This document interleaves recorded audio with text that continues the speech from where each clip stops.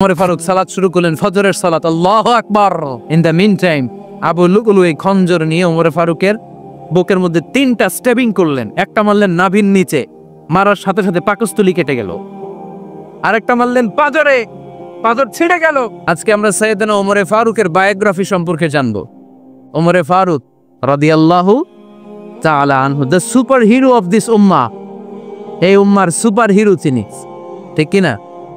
ওনার মুখের আগে লাঠি চলতো বেশি। সুবহানাল্লাহ পড়বেন না? মাঝে মাঝে লাঠি চালানোরও দরকার আছে না নাই? সাইয়েদনা ওমর ফারুক আমাদের জন্য অনুপ্রেরণা। Is the real super hero of Muslim ummah. তিনি এই উম্মার real super hero.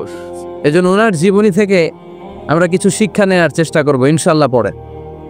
Sayyidna Omar Faruk কিভাবে ইসলাম ধর্ম গ্রহণ করলেন, কিভাবে বিশ্বনবীর প্রাণের কলিজার টুকরা হলেন, এটা দিয়ে আমরা শুরু করি। আল্লাহ তাআলা সাইয়েদনা ওমর ফারুকের হৃদয়ের মধ্যে 3টা ধাক্কা মেরেছেন, ইমানের ধাক্কা। আওয়াজ করে বলতে হবে কয়টা? জোরে বলেন তো কয়টা? 3টা ইমানি ধাক্কা। এক হচ্ছে বিশ্বনবীর দোয়ার ধাক্কা, এক কি? দোয়ার ধাক্কা। 2 হচ্ছে সূরা হাক্কা দিয়ে দিয়েছেন আল্লাহ এক ধাক্কা, সুবহানাল্লাহ পড়বেন না? 3 হচ্ছে সূরাতু তাহা দিয়ে আল্লাহ দিয়েছেন আরেকটা ধাক্কা। এই 3টা ইমানি ধাক্কা যখন সাইয়েদনা ওমর ফারুকের হৃদয়ে লাগলো, উনি পড়তে আরম্ভ করেছেন, আশহাদু আল্লা ইলাহা ইল্লাল্লাহ ওয়া আশহাদু আন্না মুহাম্মাদান আবদুহু ওয়া রাসূলুহু। চিল্লায়ে পড়েন আল্লাহু আকবার। বিশ্বনবী মক্কায় বসে বসে তাহাজ্জুদের সালাত করে আল্লাহর কাছে দোয়া করলেন, আল্লাহুম্মা আইজ্জাল ইসলাম বিআহাব্বির রাজুলাইনি ইলাইক। ও আল্লাহ, 2জন লোকের নাম বলবো, 2জনের দরকার নেই। এই 2জনের একজনকে আপনি ইসলামের সুশীতল ছায়া তলে এনে ইসলামকে বিজয় দান করে দেন। মুহূর্তের মধ্যে দোয়াটা কবুল করে নিয়েছে কে? বিশ্বনবী বললেন, আল্লাহ 2জনের নাম বলবো আজকের দোয়ায়। আবি জাহল ইবনে হিশাম, হয়তো হিশামের বেটা আবু জাহেলকে আপনি ইসলামের ভিতরে নিয়ে আসেন, কিংবা ওমর ইবনুল খাত্তাব, খাত্তাবের বেটা ওমরকে আপনি ইসলামের ছায়া তলে নিয়ে আসেন। ওমর ফারুকের জন্য দোয়াটা কবুল করে নিয়েছে কে? মক্কার যে অবস্থা, আল্লাহর হাবিব সাল্লাল্লাহু আলাইহি ওয়াসাল্লাম বুঝলেন মক্কার এই 2জনের একজন যদি আমার সাথে না থাকে তাহলে মক্কায় দাওয়াতি কাজ চালিয়ে যাওয়া যাবে। আল্লাহরে বললেন, আল্লাহ বেশি চাই না, এই 2জনের একজন, হয় আবু জাহেল নয় ওমর, হয় আবু জাহেল নয় ওমর। বিশ্বনবী যখন দোয়া করলেন, এই দোয়ার একটা ইমানি ধাক্কা, নুরানি ধাক্কা সাইয়েদনা ওমর ফারুকের হৃদয়কে স্পর্শ করে ফেলে গেছে। দোয়া ইজ লাইক এ মিসাইল। এই যে আমরা দোয়া করি, এটা মিসাইলের মতো। যুদ্ধে মিসাইল হামলা করে না? মিসাইল হামলা করার পরে এই মিসাইল লক্ষ্য বস্তুতে যে ভেদ করে, ঠিক কিনা? তেমনি দোয়ার মতো যদি আপনি দোয়া করতে পারেন, আপনি যেই জন্য দোয়া করেছেন ঠিক ওই জায়গায় যে আপনার দোয়া স্পর্শ করে। সুবহানাল্লাহ পড়বেন না? বিশ্বনবীর দোয়ার মাধ্যমে প্রথমে সাইয়েদনা ওমর ফারুকের হৃদয়ে এক ধাক্কা লাগলো। 2 নম্বরে রব্বুল আলামিন সূরাতুল হাক্কা দিয়ে ওমর ফারুকের হৃদয়ের মধ্যে দিলেন এক ধাক্কা। পড়েন আল্লাহু আকবার। কোরআনের ভেতরে সূরাতুল হাক্কা নামে একটা সূরা আছে নাই? আল হাক্কাতু মাল হাক্কা ওয়া মা আদরাকা মাল হাক্কা। পড়েন আল্লাহু আকবার। বিশ্বনবী যখন দোয়া করলেন, ওই দোয়া যখন সাইয়েদনা ওমর ফারুকের হৃদয়ে স্পর্শ করলো, সাইয়েদনা ওমর ফারুক সব সময় বিশ্বনবীরে ফলো করতে আরম্ভ করলেন। বিশ্বনবী ডানে গেলে লুকিয়ে লুকিয়ে ওমর ফারুক ডানে যায়, বিশ্বনবী বায়ে গেলে লুকিয়ে লুকিয়ে ওমর ফারুক বায়ে যায়। বিশ্বনবী একবার মসজিদুল হারামে যে নামাজ পড়তে শুরু করলেন, ওমর ফারুক তখন বিশ্বনবীর পিছু পিছু ছদ্মবেশে পেছন থেকে যে বিশ্বনবী কিভাবে নামাজ পড়ে দেখতে শুরু করলেন। বিশ্বনবী ইন দ্য মিন টাইম এশার নামাজে আল হাক্কাতু মাল হাক্কা তেলাওয়াত শুরু করে দিলেন। আল হাক্কাতু মাল হাক্কা তেলাওয়াত শুরু করে দিলেন। তেলাওয়াত করতে করতে বিশ্বনবী যখন তেলাওয়াত করতেছে, ওমর ফারুক এরকম দুলতেছে আর মজা পাচ্ছে। ওমিয়া বিশ্বনবীর কণ্ঠ বুঝি আমার মতো কণ্ঠ, আপনার মতো কণ্ঠ, আহমদ বিন ইউসুফের কণ্ঠ, আব্দুল বাসেতের কণ্ঠ না? বিশ্বনবীর গলায় যে কি সুরের ঝংকার আল্লাহ দিয়েছেন, কি সুরের লহরী আল্লাহ দিয়েছেন, একবার যে শুনতো পাগল হয়ে যেত। আল্লাহু আকবার। বিশ্বনবী সূরা হাক্কা মন্ত্রের মধ্যে তেলাওয়াতে মন্ত্রমুগ্ধ সুর দিয়ে মন্ত্রমুগ্ধ কণ্ঠ দিয়ে তেলাওয়াত করতে লাগলেন এশার সালাতে। ওমরে ফারুক দুলতে লাগলেন। ওমরে ফারুক যত শুনেন অবাক হয়ে যায়, যত শুনেন অবাক হয়ে যায়, যতই শুনে অবাক। কিরে? কারণ তিনি আরবি ভাষা বুঝতেন। এত সুন্দর শব্দের গাঁথুনি, এত প্রাঞ্জল বর্ণনা, এত সুন্দর অন্তমিল, এটা কবিতা না হয়ে পারে। উনি মনে মনে ভাবলেন এটা মনে হয় কবিতা। It might be poem, it could be poem. Muhammad মনে হয় কবি হয়ে গেছে, তার কাব্য প্রতিভা দিয়ে সে এটা বানিয়েছে। তা না হলে এত সুন্দর কথা, এটা কবিতা না হয়ে পারে। ইন দ্য মিন টাইম বিশ্বনবী কিন্তু দেখতেছে না যে পেছনে ওমর। বিশ্বনবী তেলাওয়াত করছিলেন। ইন দ্য মিন টাইম বিশ্বনবী পড়ছিলেন ওমা হুয়া বিকাউলি শাইরিন কলিলাম মা তুমিনুন। এর অর্থ হলো এটা কোনো কবির কথা নয়, খুব অল্প সংখ্যক লোকই তোমরা ঈমান আনো। সুবহানাল্লাহ পড়ে। এটাকে বলে কোইন্সিডেন্ট। কোইন্সিডেন্ট হুট করে অনেক সময় মিলে যায়, যায় কি যায় না। আপনি একজনের কথা ভাবতেছেন, বাজারে গেলেন, বাজারে যেই দেখেন ওই লোকটা দাঁড়ায় আছে, এরকম হয় কি হয় না? কোইন্সিডেন্ট। ওমরে ফারুক মনে মনে যেটা ভাবতেছে ওই কথা দিয়ে বিশ্বনবী তেলাওয়াত করতেছে। আল্লাহু আকবার। বিশ্বনবী যে আয়াত তেলাওয়াত করছিলেন, আয়াতের অর্থ হলো এটা কোনো কবির বানানো কবিতা না, খুব অল্প সংখ্যক লোকই তোমরা ঈমান আনো। ওমরে ফারুক আতকে উঠলেন, থমকে দাঁড়ালেন। ঘটনা কি? আমি মনে মনে ভাবলাম কিরে এত সুন্দর কথা, এটা তো মানুষের কথা হতে পারে না, এটা নিশ্চয়ই কবিতা, কবির কথা। কিন্তু মুহাম্মদ এখন আবার পড়তেছে ওমা হুয়া বিকাউলি শাইর, এটা কোনো শায়েরের কবির কথা নয়। কলিলাম মা তুমিনুন, অল্পই তোমরা ঈমান আনো। তার মানে আমার মনে যা চলে মুহাম্মদ এটা টের পায়। মুহাম্মদ গণক। নাউজুবিল্লাহ পড়বেন না? মুহাম্মদ অনেক বড় মাপের একজন গণক। মানুষের হৃদয়ে কি চলে, মনে মনে কি ভাবে, মুহাম্মদ না দেখেও বলে দিতে পারে। ইন দ্য মিন টাইম বিশ্বনবী পরের আয়াতে পড়লেন ওয়ালা বিকাউলি কাহিনিন কলিলাম মা তাযাক্কারুন। এই আয়াতের অর্থ হলো এটা কোনো গণকের বানানো গণনা নয়, খুব অল্প সংখ্যক লোকই তোমরা উপদেশ হিসেবে এটাকে মানো। সুবহানাল্লাহ পড়েন। এবার আর ওমরে ফারুকের সহ্য হয় না, কি আজীব তামাশা। প্রথমে মনে করলাম কবিতা, মোহাম্মদ কয় কবি না, সে কবি না, এটা কবিতা না। তারপর ভাবলাম সে গণক, সে আয়াত পরে পরে বলে দিল এটা গণনা নয়, তাহলে এটা কি? এটা কি কবিতাও না, গণনাও না, তাহলে এটা কি? বিশ্বনবী তখন পড়লেন তানজিলুম মির রাব্বিল আলামিন। সুবহানাল্লাহ পড়েন। পরের আয়াত ছিল তানজিলুম মির রাব্বিল আলামিন। এটা দুনিয়ার কোনো কবির বানানো কবিতা না, এটা কোনো গণকের গণনা না, এটা কোনো সাহিত্যিকের বানানো সাহিত্য নয়, এটা মহাবিশ্বের পরিচালক রব্বুল আলামিনের কাছ থেকে পাঠানো কিতাব কোরআন। সূরা হাক্কার ধাক্কায় ওমরে ফারুক কাইত। প্রথমে ধাক্কাটা লাগলো যে দোয়া। বিশ্বনবী তাহাজ্জুদে কেঁদে দোয়া করলেন, আল্লাহ হয় আবু জাহেল রে দিবা নাইলে ওমর রে দিবা। ওই দোয়া ওমরে ফারুকের হৃদয়ে ছোঁয়া লেগেছে। এরপর হাক্কা, সূরাতুল হাক্কা দিয়ে দিলে এক ধাক্কা। এই ধাক্কা খেয়ে উথাল পাথাল হৃদয়ের মধ্যে, হায় রে এ কি বাণী, এ কেমন কথা, কে মুহাম্মদ? তারপরও শয়তানের ওয়াসওয়াসা আসরে নাই। আল্লাহ বলে যতই ওয়াসওয়াসা ওমরকে দেয়া হোক, আমি ওমরে ফারুককে এই মুসলিম উম্মতের সেনাপতি বানিয়ে ছাড়বো, আমি সেনাপতি বানাবো। এবার 3 নাম্বার ডোজ। ডাক্তারের কাছে গেলে প্রথমে দেখবেন সিম্পল ডোজ দেয়, নর্মাল ওষুধ। এটাতে কাজ না হলে ডোজ বাড়ায়, একেবারে কাজ না হলে অ্যান্টিবায়োটিক মারে, আছে না নাই? আল্লাহ প্রথমে দোয়ার ছোঁয়া লাগালেন, তারপর সূরা হাক্কা দিয়ে ধাক্কা মারলেন। এরপরে রব্বুল আলামিন বলেন এবার 3 নাম্বার ডোজ, সূরা তহা দিয়ে আমি তোমার হৃদয়টারে উজালা বানায় দেব রে ওমর। শয়তান দিক দিয়ে ওয়াসওয়াসা, খেলা দুই দিক থেকে চলতেছে। আল্লাহ তাআলা হেদায়েতের রাস্তায় টানছে, শয়তান জাহান্নামের দিকে টানছে। ঘোষণা দেয়া হলো মক্কায়, মুহাম্মদের মাথা কেটে এনে দিলে এত এত স্বর্ণ মুদ্রা দেয়া হবে। ওমরে ফারুক রাজি হয়ে গেলেন। নাঙ্গা তলোয়ার নিয়ে বিশ্বনবীর মাথা কাটার জন্য ছুটলেন। নাউজুবিল্লাহ পড়বেন না? বনু জাহারা গোত্রের এক লোক বলে, আইনা ইয়া ওমর, কই যাও? মুহাম্মদের মাথা কাটতে যাই। আরে মুহাম্মদের মাথা কাটতে যাও? তোমার বোন ফাতিমা বিনতে খাত্তাব আর তোমার বোন জামাই সাঈদ কদ সাবা, এরা তো ধর্ম ত্যাগ করে ফেলছে, এটা তো আমাদের ধর্ম ত্যাগ করে মুহাম্মদের ফলোয়ার হয়ে গেছে। আগে ওমর ঘর সামলাও, পরে মুহাম্মদের মাথা কাটতে যেও। ওমরে ফারুক অবাক হয়ে গেলেন। তলোয়ার নিয়ে বিশ্বনবীর দিকে না যে নিজের বাড়ির দিকে চলে গেলেন। বিশ্বনবীর আপন বোন ফাতেমা বিনতে খাত্তাব, বোন জামাই সাঈদ আর খাব্বাব রাদিয়াল্লাহু তাআলা আনহু তিনজন মিলে সূরা তাহা তেলাওয়াত করছিলেন। পড়েন সুবহানাল্লাহ। মক্কায় লুকিয়ে লুকিয়ে দাওয়াত হতো। খাব্বাব রাদিয়াল্লাহু তাআলা আনহু একটা চামড়ার ফলকের মধ্যে সূরা তাহার কয়েকটা আয়াত এনে ওমরে ফারুকের বোন আর বোন জামাইকে শিক্ষা দিচ্ছে, ট্রেনিং দিচ্ছে। সুবহানাল্লাহ পড়েন। লুকিয়ে লুকিয়ে ওমরে ফারুক যখন ঘরে চলে আসলেন, এরা তটস্থ হয়ে গেল। সাইয়েদনা খাব্বাব বিছানার তলায় লুকিয়ে গেলেন।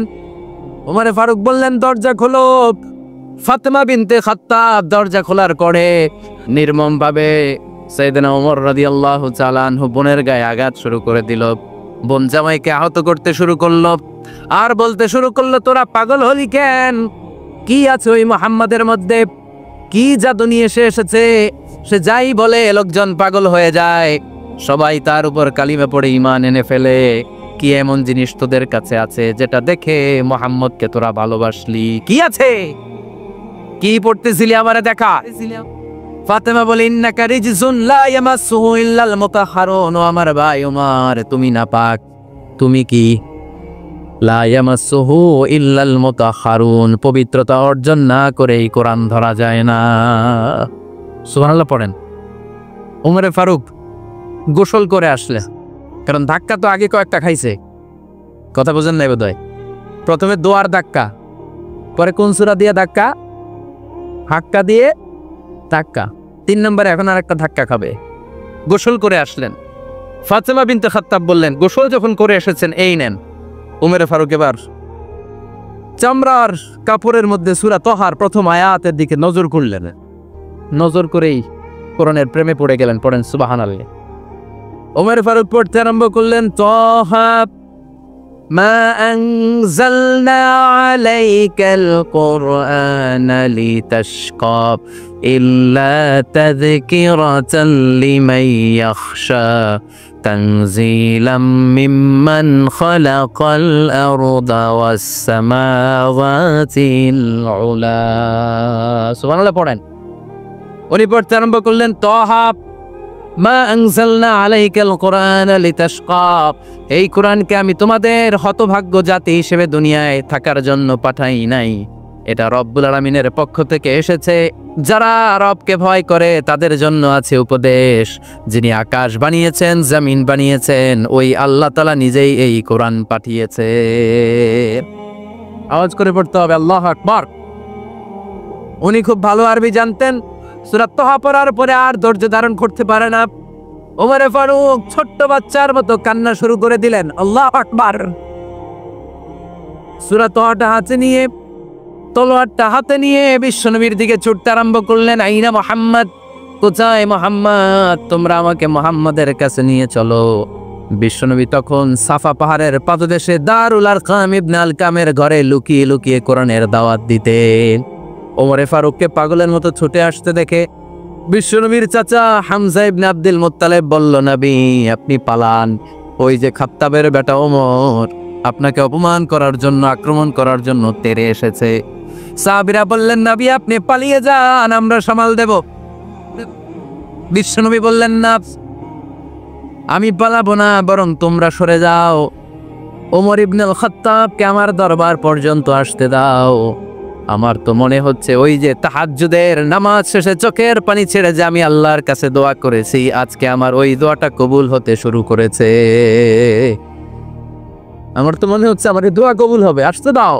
ওমর ফারুক এসে বললেন, আশহাদু আল্লা ইলাহা ইল্লাল্লাহ ওয়া আশহাদু আন্না মুহাম্মাদান আবদুহু ওয়া রাসূলুহু, আমি সাক্ষ্য দিলাম আল্লাহ ছাড়া কোনো ইলাহা নাই, নিশ্চয় আপনি আল্লাহর প্রেরিত বান্দা এবং রাসূল। পড়েন সুবহানাল্লাহ।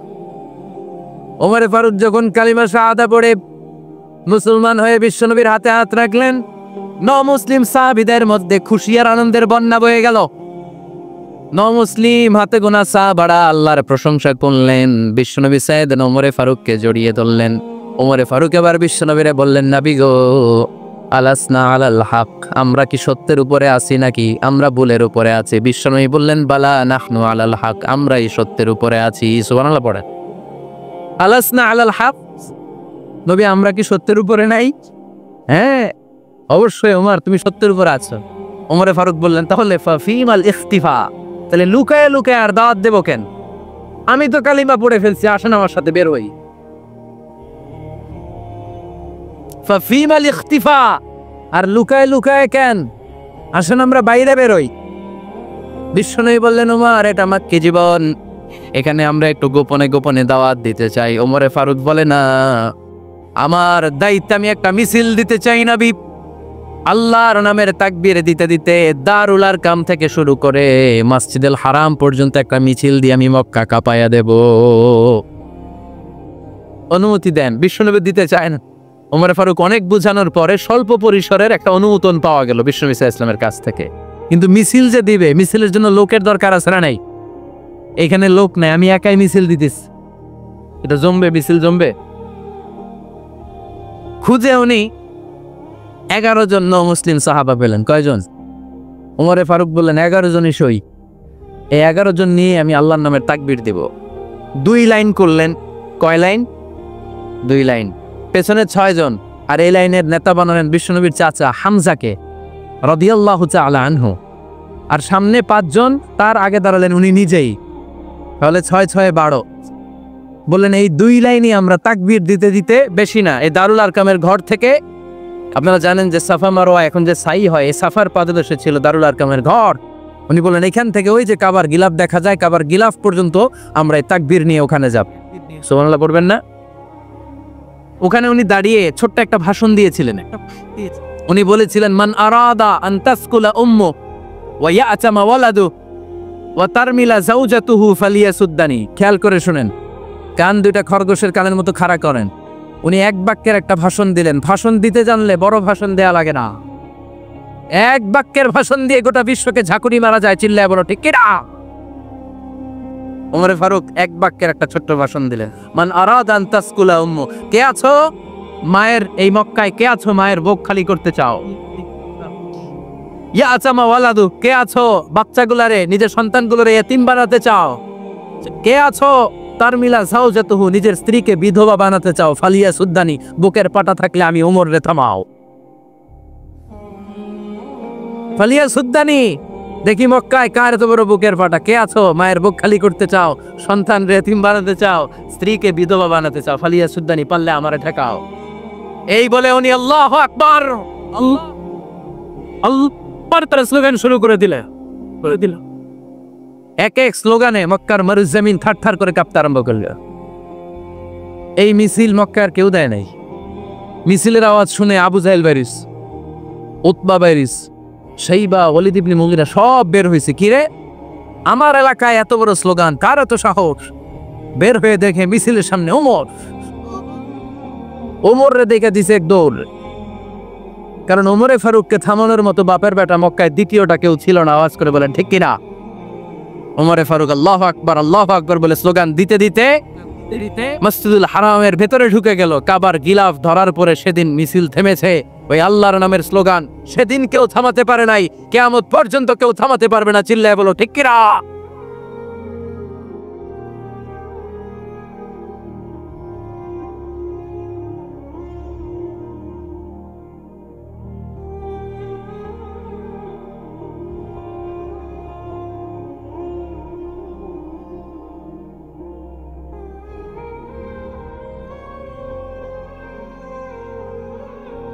ওই রকম একটা ওমরের দরকার, আমাদের বেশি চাই না। জোরে বলেন ঠিক কিনা?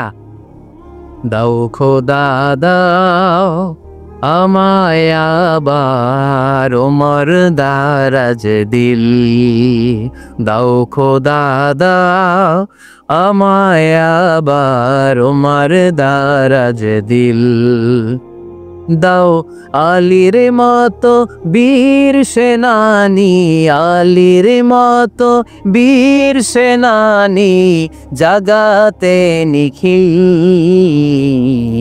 দাও খোদা দাও আমায় আবার ওমর দারাজ দিল। সুবহানাল্লাহ পড়েন। একটা ওমর লাগবে। চিল্লায় বলেন কয়টা?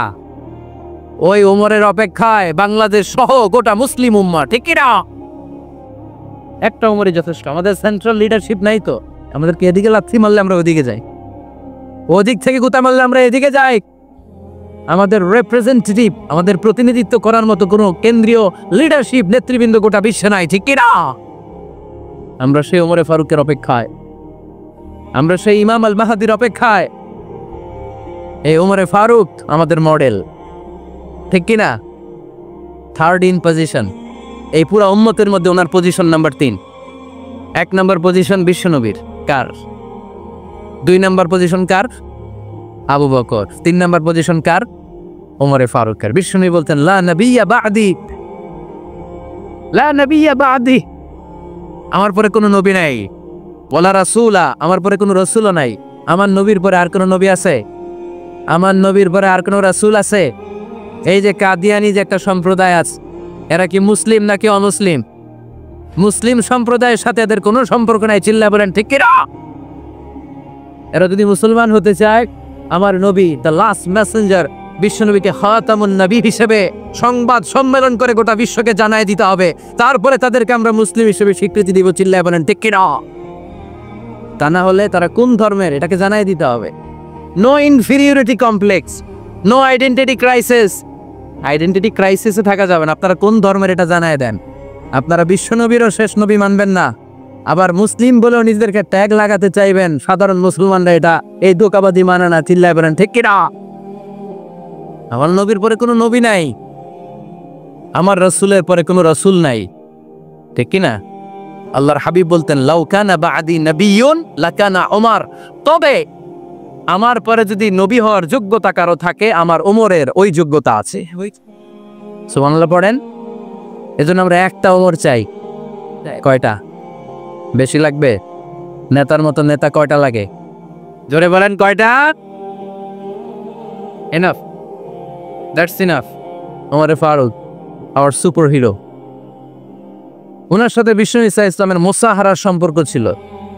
ওমরে ফারুক যে বিশ্বনবীর শ্বশুর, এটা অনেকে জানেই না। ওমরে ফারুক রাদিয়াল্লাহু তাআলা আনহু বিশ্বনবীর শ্বশুর ছিলেন, এটা আজকে নতুন শুনছেন। কে কে হাত তুলেন? দেখছেন হুজুর? সঠিক বলছি না আমি? অনেকে আমরা জানি না। মাশাআল্লাহ, জানতে লজ্জা নাই, শিখতে লজ্জা নাই। লজ্জা হচ্ছে অজ্ঞতায় আর মূর্খতায়, ঠিক কিনা? আমরা শিখতে রাজি আছি। যে কথা বলে আমরা তার ছাত্র। আমার আগে হুজুর কথা বলতেছিলেন, আমরা ছিলাম ছাত্র। এখন আমি কথা বলতেছি, এখন আমরা সবাই হয়ে গেছি ছাত্র, ঠিক কিনা? যিনি বলেন তিনি শিক্ষক, বাকিরা আমরা ছাত্র, ঠিক কিনা? 4 খলিফার 2 খলিফা, ইসলামের 4 খলিফার 2 খলিফা বিশ্বনবীর মেয়ের জামাই, আর বাকি 2 খলিফা বিশ্বনবীর শ্বশুর। সুবহানাল্লাহ পড়েন। সাইয়েদনা আলী রাদিয়াল্লাহু তাআলা আনহু, সাইয়েদনা উসমান যুন-নূরাইন বিশ্বনবীর মেয়ের জামাই। উসমান রাদিয়াল্লাহু তাআলা আনহুর কাছে বিশ্বনবী 2 মেয়েকে বিয়ে দিয়েছিলেন। একজন মারা যাওয়ার পরে আরেকজন। বিশ্বনবী বলেছেন এরপরে আরেকটা থাকলে ওইটারও বিয়ে দিতার। সুবহানাল্লাহ পড়বেন না? 2 জন ছিল মেয়ের জামাই আর 2 জন ছিল শ্বশুর। সাইয়েদনা আবু বকর শ্বশুর, বিশ্বনবীর স্ত্রী আম্মাজান আয়েশা রাদিয়াল্লাহু তাআলা আনহার বাবা।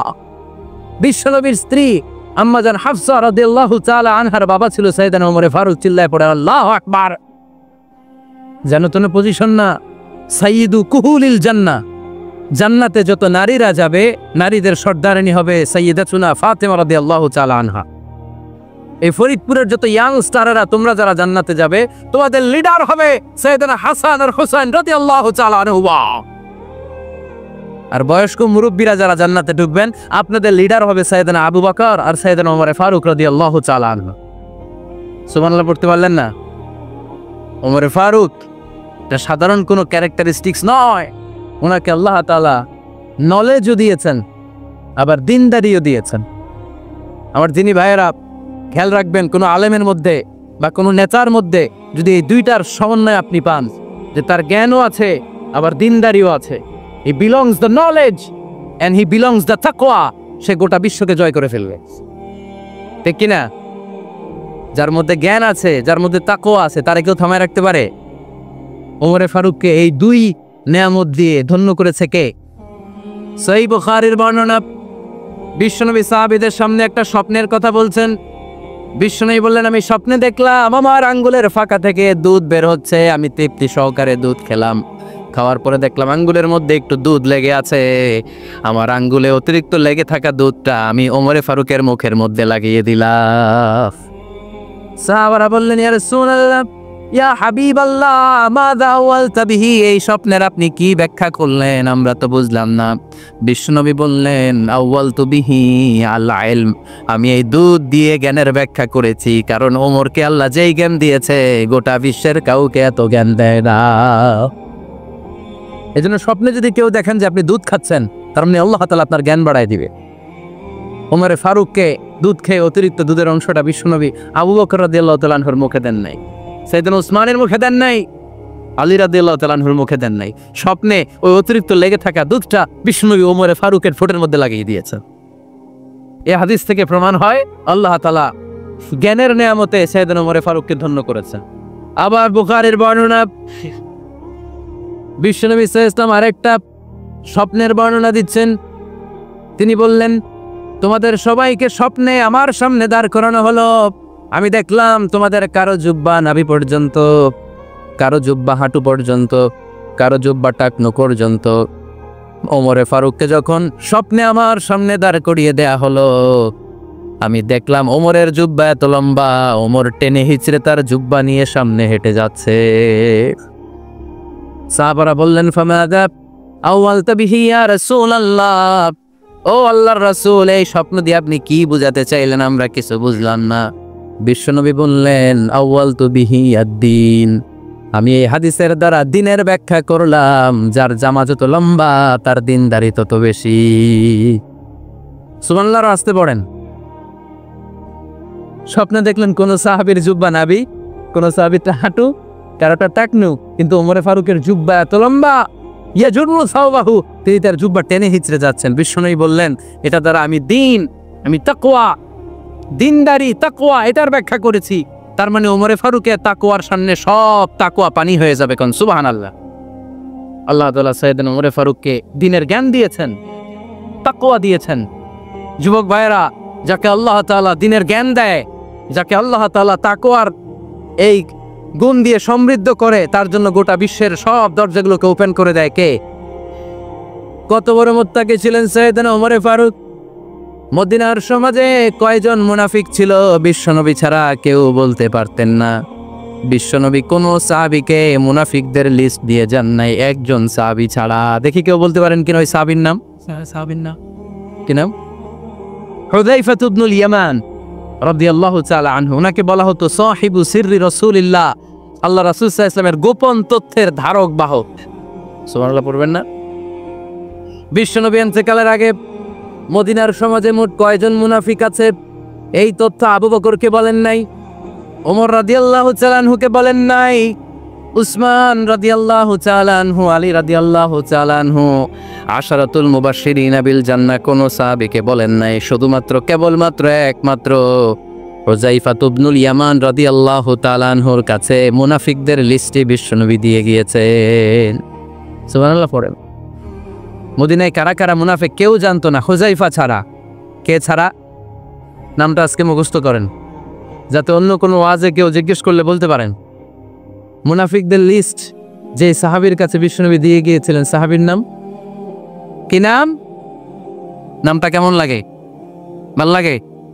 অনেকে আমারে জিজ্ঞেস করে, হুজুর আমার ছেলে হবে আগামী মাসে, একটা নাম দেন। নাম দিয়ে দিলাম হুযায়ফা।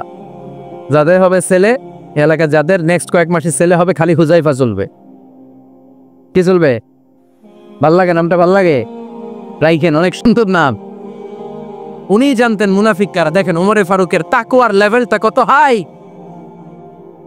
ওমরে ফারুক একদিন হুযায়ফা রাদিয়াল্লাহু তাআলা আনহুর কাছে গেলেন, যে বললেন, হুযায়ফা, বিশ্বনবী ইন্তেকালের আগে মুনাফিকদের নামের লিস্টটা কারো কাছে দেয় নাই, আমার জানা নাই, সাইয়েদনা আবু বকরের জানা নাই, কোন সাহাবীর জানা নাই, তুমি ছাড়া। আমি তোমার কাছে জানতে চাই, আমি ওমরের নামটা ওই মুনাফিকদের খাতায় আছে কিনা আমার একটু বলো। আমার ওমরের নামটা ওই মুনাফিকদের লিস্টিতে একটু আছে কিনা, নামটা একটু বলো। যদি থাকে আমি ভালো হয়ে যাব। আমি নেফাকি দূর করে পাক্কা মুমিন হতে চাই।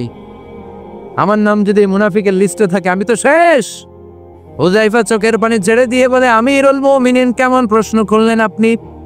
আপনি বিশ্বনবীর শ্বশুর, এই উম্মতে আপনার পজিশন 3 নাম্বার। আপনারে মুনাফিকরা ভয় পায়, শয়তান আপনারে ভয় পায়।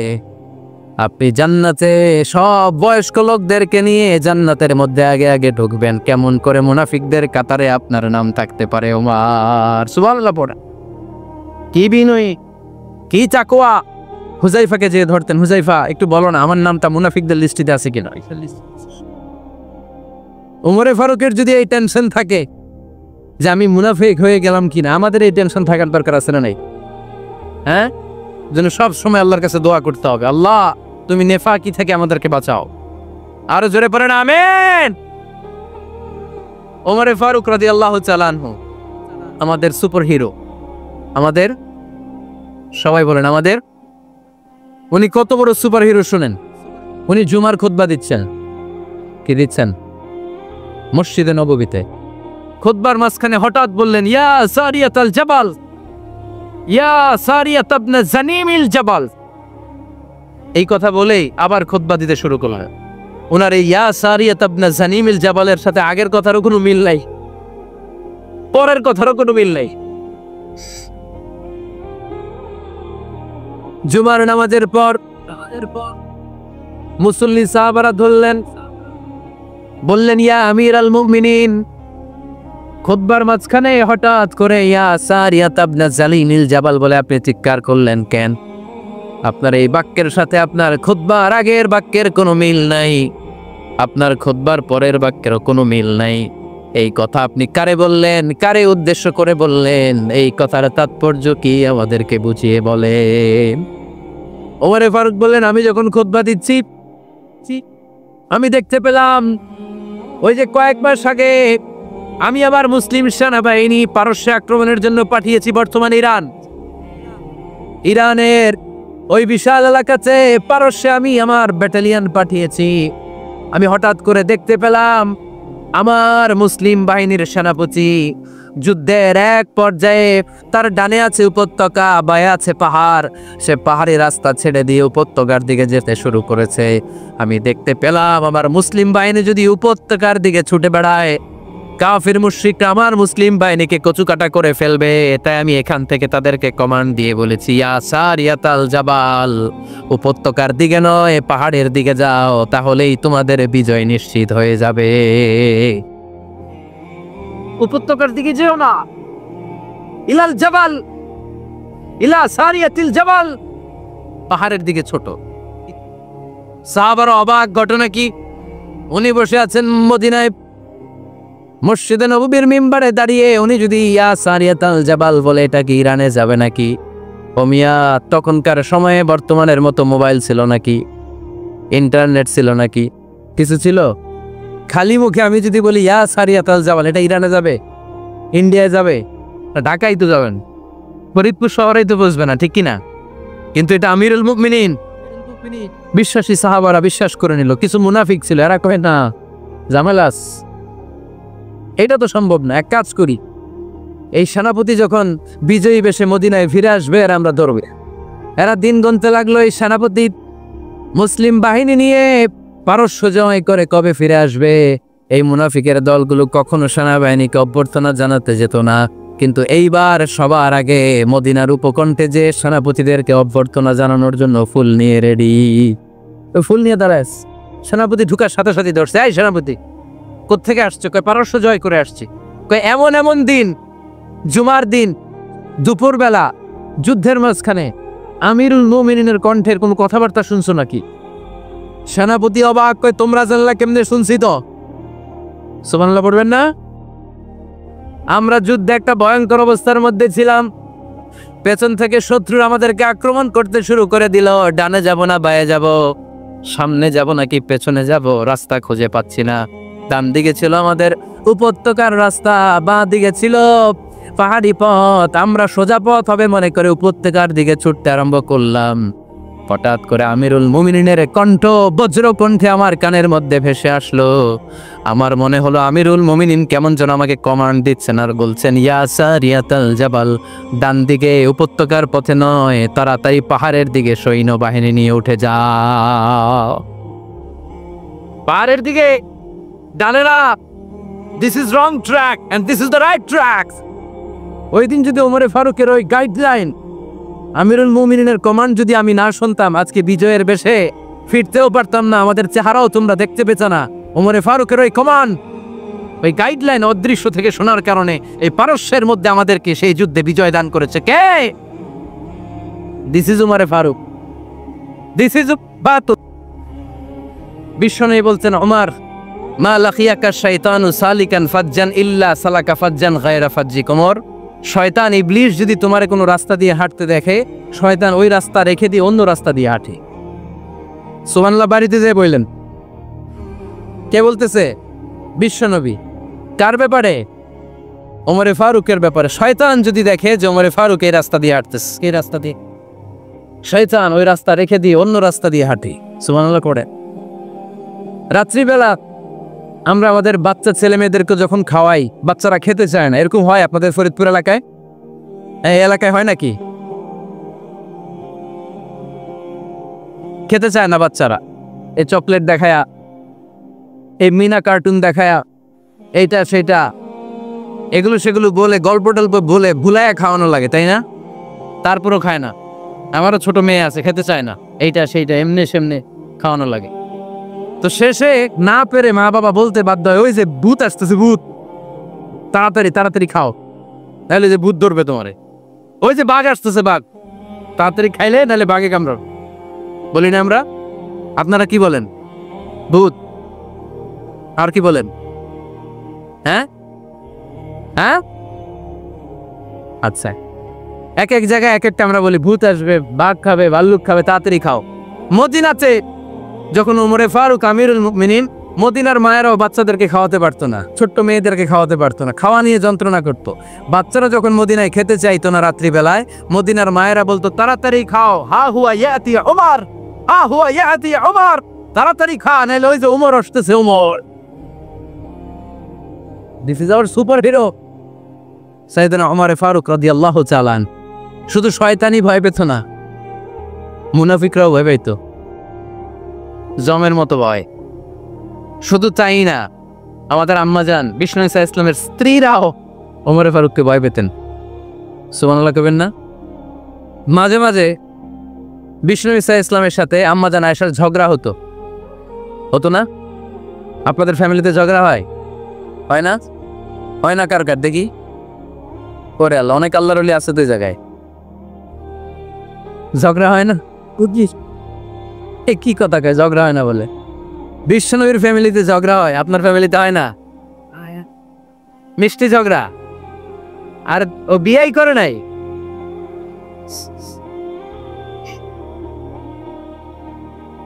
ঝগড়া তো হবেই। দাম্পত্য জীবনের মজাটাই তো এখানে, কখনো ঝগড়া, কখনো আনন্দ, একটু বৃষ্টি, একটু রোদ, একটু হাসি, একটু কান্না, ভালো লাগা, ভালোবাসা শেয়ার করে নেয়া, মিলেমিশে একাকার হয়ে যাওয়া, ঠিক কিনা? তো আল্লাহর হাবিব সাল্লাল্লাহু আলাইহি ওয়াসাল্লামের সাথে আম্মাজান আয়েশার ঝগড়া হতো। তো একদিন ঝগড়া হয়ে দুইজন রেগে আস, খবরদার দুইজন রেগে থাকবেন না, আবার একজন রাগলে আরেকজন থেমে যাবেন, কারণ এই ছোট্ট ঝগড়া থেকে এটা অনেক সময় বিচ্ছেদের দিকে গড়ায়। আমার প্রিয় ফরিদপুরবাসী, ভাবি রেগে গেলে আপনি রাইগেন না, ওই দিন আপনি একটু ঠান্ডা থাকেন। আবার আপনি রেগে গেলে, আমার মাইকের আওয়াজ যদি ভাবিরা শুনেন, আপনারা রেগে যায় না, একটু ঠান্ডা থাকবে। দুইজনে রেগে গেলে তো তৃতীয় বিশ্বযুদ্ধ শুরু হবে, তাই না? একজন রেগে গেলে আরেকজন ঠান্ডা, কারণ এই সামান্য ঝগড়া থেকে ইগোর কারণে এটা বিচ্ছেদ আর ডিভোর্স পর্যন্ত গড়ায়। আর শয়তান এখানে উস্কানি দেয়, কারণ ইমানদারদের ফ্যামিলি ভাঙতে পারলে শয়তান সবচেয়ে বড় খুশি হয়, আর ইমানদারদের ফ্যামিলি টিকে থাকলে খুশি হয়ে যায় কে? আম্মাজান আয়েশা রাদিয়াল্লাহু তাআলা আনহার সাথে বিষ্ণু ইসলামের ঝগড়া হতো মাঝে মাঝে। একবার ঝগড়া হলো, বিষ্ণু ইসলামের রাগ, আম্মাজান আয়েশাও রাগ। বিষ্ণুই বললেন, আয়েশা, ঝগড়া করে আর কতক্ষণ থাকবো, আসো মিটমাট করি। আয়েশা রাদিয়াল্লাহু বললেন, ঠিক আছে, মিটমাট করবো। তো বিষ্ণু ইসলাম বললেন, মিটমাটের জন্য কারে ডাকবো? ওমরে ডাকি। কয় না, ওমরে না, ওমরু গালিজ, ওমর অনেক রাগে, আমার ডর লাগে। কয় তাহলে তোমার আব্বারে ডাকি। কয় ডাকে, কি খুশি, মেয়েদের মধ্যে এই অভ্যাসটা আছে না নাই? তাহলে তোমার আব্বারে ডাকি। ডাকেন, ডেকে নিয়ে আসা হলো। আবু বকর রাদিয়াল্লাহু তাআলা আনহু দাঁড়ালেন, আম্মাজান আয়েশা দাঁড়ালেন, বিশ্বনবীও দাঁড়ালেন। বিশ্বনবী বললেন, আয়েশা তোমার আব্বা আসছে, এবার ঘটনা খুলে বলার পালা, তুমি বলবা নাকি আমি বলবো? আম্মা জান আয়েশা বললেন, আপনি বলেন, তবে ওয়ালা তাকুল ইল্লা হাক্কান, যেটা ঘটছে ওইটাই বললেন, মিথ্যা কথা কইেন না। আবু বকর রাদিয়াল্লাহু তাআলা রেগে মেগে আগুন, কি এই কথা তুমি কেমন করে বলো? বিশ্বনবী কি মিথ্যা কথা কখনো বলবে? রেগে মেগে দিলেন মেয়ের গালে এক চড়। বানিয়ে বলতেছি না, মুসনাদ আহমদ ইবনে হানবলের হাদিস। বাবা রাতের থাপ্পড়কে আম্মা জান আয়েশা উল্টে বললেন। সাইয়েদনা আবু বকর রাগে গড়গড় করছেন, আবার মারার জন্য তেড়ে গেলেন। এবার বাঁচার জন্য আম্মা জান আয়েশা বিশ্বনবীর পিছনে যে আশ্রয় নিলেন, বিশ্বনবী বাঁচানোর জন্য দুই হাত মেলে দাঁড়িয়ে গেলেন। পড়েন সুবহানাল্লাহ। বিশ্বনবী যখন দুই হাত মেলে দাঁড়িয়ে গেলেন, সাইয়েদনা আবু বকর রাদিয়াল্লাহু আনহু থেমে গেলেন। সাইয়েদনা আবু বকর রাদিয়াল্লাহু তাআলা আনহু ঘর থেকে বের হয়ে বারান্দায় দাঁড়ালেন। পড়েন সুবহানাল্লাহ। এবার বিশ্বনবী আম্মা জান আয়েশার কাছে যেয়ে বলেন, ইয়া আয়েশা, কাইফা রাআইতিনি আনকাসতুকি মিনার রাজুল, দেখছো কেমনে বাঁচাইলাম? আপনি না থাকলে ভর্তা বানাই ফেলতো আজকে। আমি বাঁচাইছি তোমারে, আমি, আমার লগে ঝগড়া করো তুমি? লজ্জায় পড়ে আম্মা জান আয়েশা খিলখিল করে হেসে দিলেন। বিশ্বনবীও হেসে দিলেন। দুইজনের হাসির মধুর আওয়াজ শুনে সাইয়েদনা আবু বকর বাইরে থেকে অবাক, কিরে এতক্ষণ না ঝড় তুফান, এখন দেখি হাসি। সালাম দিয়ে অনুমতি নিয়ে ভিতরে ঢুকলেন। ঢুকে দেখেন আম্মা জান আয়েশাও হাসে, বিশ্বনবীও হাসে। এ হাসি দেখে আবু বকর রাদিয়াল্লাহু আনহু হেসে দিলেন। আরশের উপর থেকে খুশি হয়ে গেলেন কে? এবার সাইয়েদনা আবু বকর রাদিয়াল্লাহু তাআলা আনহু বললেন, ইয়া রাসূলুল্লাহ, আশরিকানি ফি সিলমিকুমা কামা আশরাকতুমানি ফি হারবিকুমা। ও নবী, যুদ্ধ লাগলে, দুইজন যুদ্ধ লাগলে মীমাংসার জন্য যেমনি আমারে ডাকেন, এরকম হাসি আর আনন্দের মুহূর্তেও আমারে একটু ডাইকেন। আশরিকানি ফি সিলমিকুমা কামা আশরাকতুমানি ফি হারবিকুমা।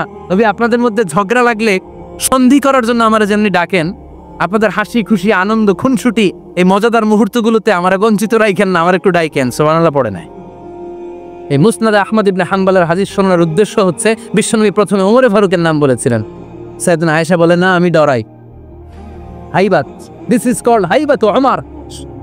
একবার বিশ্বনবীর সব বিবিরা ধরলেন, ও নবী, আমাদেরকে এটা দেন, ওইটা দেন, ঘরে এটা নাই, ওইটা নাই, ওইটা নাই। বিশ্বনবীকে, আমার কাছে কিচ্ছু নাই। যদি এমনি আমার বউ হয়ে থাকতে চাও থাকো, তাহলে তা না হলে যা লাগবে কিনে দেব, সাথে সাথে তালাকও দিয়ে দিব। কিছু দিতে পারবো না, আমার নাই তো, সামর্থ্য নাই। কিন্তু বিবিরাও ছাড়ে না, এটা দেন, ওইটা দেন। বিশ্বনবী রহমতের নবী, বিবিদেরকে বুঝাতেও পারেন না। বিবিরা আবদার করতেছে, নবী এটা লাগবে, ওইটা লাগবে। ইন দ্য মিন টাইম বিশ্বনবী একজনের সালাম শুনতে পেলেন। কে যেন দরজায় দাঁড়িয়ে বলতেছে, আসসালামু আলাইকুম। বিশ্বনবী দরজার দিকে তাকালেন, তাকিয়ে বললেন, ওয়া আলাইকুম আসসালাম। আর বুঝতে পারলেন এটা আমার ওমরের সালাম। সালাম দেওয়ার পরে বিবিদের দিকে তাকায় দেখে একজন বিবিও নাই, সব অন্দরমহলের ভিতরে দৌড়। সুবহানাল্লাহ পড়তে পারলেন না? This is our super hero Omar. এরকম ওমর একটা লাগবে। চিল্লায় বলেন, কয়টা? একটা ওমর গোটা বিশ্বকে সোজা করে দিবে। একটা ওমর সবল আর দুর্বলের সব পার্থক্য দূর করে দিবে। মাজলুমের উপর জালিমের অত্যাচারের অবসান ঘটায় দিবে। গোটা বিশ্বটাকে সাম্য, মৈত্রী, ভালোবাসার ইনসাফ দিয়ে পরিপূর্ণ করে দিবে।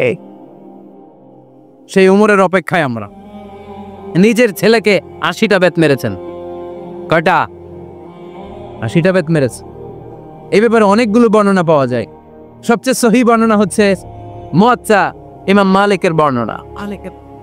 ওমর ফারুক রাদিয়াল্লাহু তাআলা আনহুর ছেলে আব্দুর রহমান, মারুফুন বিআবি শাহমা, ছিলেন মিশরে। ওখানে নাবিজ খেয়েছিলেন। নাবিজ হচ্ছে আরব দেশের লোকেরা দুধের মধ্যে শক্ত খুরমা রাত্রেবেলা ঢেলে দিত। ঢেলে দিলে সারা রাত ওই খুরমার রসটা দুধের সাথে মিশে দুধটা লাল হয়ে যেত। এটারে সকালবেলা খেত, খুব সুস্বাদু। এটাকে বলে নাবিজ। কিন্তু এটা রাতে ভিজাইলে সকালেই খাইতে হয়, রেখে দিলে আবার একটু সমস্যা হয়। এটা অনেকটা তারির মতো হয়ে যায়, মাতলামি চলে আস। তো ওমরে ফারুকের ছেলে নাবিজ খেয়েছেন, মদ খাননি, নাবিজ। কিন্তু নাবিজ খাওয়াতে সাকরান চলে এসেছে। সাকরান চলে আসাতে এটা যখন প্রমাণিত হয়েছে, আমর ইবনে আস রাদিয়াল্লাহু তাআলা আনহু নাকি 80 বেত মেরেছেন মিশরে। কয় বেত? নিয়ম হচ্ছে সবার সামনে, ইনি সবার সামনে না মেরে একটু গোপনে মেরেছে। এই তথ্য যখন ওমরে ফারুকের কাছে এসেছে, উনি বললেন, না, মারতে হবে সবার সামনে, আলাদা মারলা কেন? ও মদিনায় ফিরে আসলে আমি আবার 80টা মারব। মদিনায় ফিরে আসার পরে সাইয়েদনা ওমরে ফারুক ওই আগের 80টারে আর ধরেন নাই, নিজ হাতে আবার 80টা বেত মেরেছেন। এই বেত মারার 1 মাস পরে এই আবু শামা ইন্তেকাল করেছে। অনেক ঐতিহাসিক বলে এই বেতের আঘাতে মরেছে, কেউ কেউ বলেছে নিজের রোগের কারণে মরেছে। কিন্তু দিস ইজ দ্য ইনসাফ সিস্টেম অফ আমাফ। নিজের ছেলে বলে ছেড়ে দেয় নাই। এখন নিজের ছেলে হইলে 7 খুন মাফ, না তার ছেলে হইলে 10 খুন মাফ, এলাকার মোড়লের ছেলে হইলে 10 খুন মাফ। নো পার্সিয়ালিটি ইন ইসলাম। ইসলামে পার্সিয়ালিটি নাই। আপনি নেতার ছেলে হন, আপনি বিজনেস ম্যাগনেটের ছেলে হন, আপনি যেই হন না কেন, ইসলামের দৃষ্টিতে সবাই সমান। চিল্লায় বলেন ঠিক কিনা? বানু মখজুমিয়া গোত্রের এক নারী চুরিতে ধরা পড়ল। সাহাবারা বললেন, নবী মদিনার সবচেয়ে ভেরি প্রেস্টিজিয়াস এন্ড ডিগনিফাইড ফ্যামিলির মেয়ে, আপনি হাত কাইটেন না, কারণ ইসলামের নিয়ম চুরি করলে কি কেটে দাও। বিশ্বনবী বললেন, বলো কি, বলো হাত না কাটার জন্য তোমরা আমাকে রেকমেন্ড করছো? এটা আল্লাহর আইন, পৃথিবীর কেউ রেকমেন্ড করলো শোনার ক্ষমতা আমার নাই, কারণ আইনটা দিয়েছে কে? লাউ কানাত ফাতিমাতু বিনতি মুহাম্মাদিন সারাকাত লাকাতা মুহাম্মাদুন ইয়াদাহা। আরে বনু মাকসুমিয়া মেয়ে তো দূরের কথা, আমার কলিজার টুকরা ফাতেমাও যদি আজ চুরিতে ধরা পড়তো, তার হাত কেটে দিতে আমি 1 মিনিটও দেরি করতাম না। দিস ইজ ইসলাম। এই হচ্ছে ওমরে ফারুকের মানাকে। এরকম ওমরে ফারুক কয়টা লাগবে? আওয়াজ করে বলতে হবে, কয়টা লাগবে? 1টা লাগবে। এই সাইয়েদনা ওমরে ফারুক মদিনার প্রথম চিফ জাস্টিস ছিলেন। সর্বপ্রথম উনার পরামর্শে সাইয়েদনা আবু বকর রাদিয়াল্লাহু তাআলা আনহু কোরআনকে সংকলন করেছেন। আমরা এই যে কোরআন পড়ি 30 পারা, এমদাদিয়া লাইব্রেরির 114টা সূরা, কত সুন্দর সন্নিবেশ করা হয়েছে, এখানে সাজানো হয়েছে। আল্লাহর হাবিব সাল্লাল্লাহু আলাইহি ওয়াসাল্লামের সময় কি এরকম কোরআন ছিল নাকি? ছিল না। খেজুর পাতার মধ্যে, গাছের বাকলের মধ্যে, ওটের বড় হাড্ডির মধ্যে আর পাথরের মধ্যে খোদাই করা কোরআন ছিল। সাইয়েদনা আবু বকরের সময় রাদিয়াল্লাহু তাআলা আনহুর সময় যুদ্ধ হলো, 70 জন হাফেজ সাহাবী ইন্তেকাল করলেন। সাইয়েদনা আবু বকর রাদিয়াল্লাহু তাআলা আনহুকে ডেকে ওমরে ফারুক বললেন, ও আবু বকর, এইভাবে হাফেজে কোরআন সাহাবীরা যদি দুনিয়া থেকে বিদায় হয়ে যায়, আল্লাহর কোরআনও তো বিদায় হয়ে যাবে। আমার পরামর্শ হলো আপনি সব বয়োজ্যেষ্ঠ সাহাবীদেরকে একসাথে করে কোরআনের সব কাগজগুলোকে একসাথে করে একটা নির্ধারিত কপির মধ্যে কোরআনকে সংকলন করে ফেলেন। সাইয়েদনা আবু বকর বললেন, যেটা আমার নবী করেন এটা আমি কেমনে করি? কিন্তু ওমরে ফারুক নাছরবান্দা বলে, না, এটা করলে কোনো খারাপ হবে না, ভালোই হবে। মুসলিম উম্মার জন্য এক জায়গায় কোরআন সন্নিবেশিত থাকবে, আপনি করেন। সাইয়েদনা আবু বকর রাজি হয় না, ওমরে ফারুকও ছাড়ে না। ওমরে ফারুক বলতে বলতে এমন ভাবে সাইয়েদনা আবু বকর রাদিয়াল্লাহু তাআলা আনহুকে ধরলেন, সব শেষে সাইয়েদনা আবু বকর ওমরে ফারুকের কথায় কোরআন সংকলনে রাজি হয়ে গেলেন। করেন সুবহানাল্লাহ। উনি বললেন, ওমর যখন আমাকে বারবার বুঝাতে লাগলো, আল্লাহ তাআলা আমার হৃদয়টা ওমরের কথা শোনার জন্য খুলে দিলেন। আল্লাহ তাআলা কেমন যেন আমাকে ইলহাম করলেন, আবু বকর করো, এই কাজের মধ্য দিয়ে আমি আমার কোরআনকে গোটা বিশ্বে জীবিত রেখে দেব। This is Omar. এই যে আমরা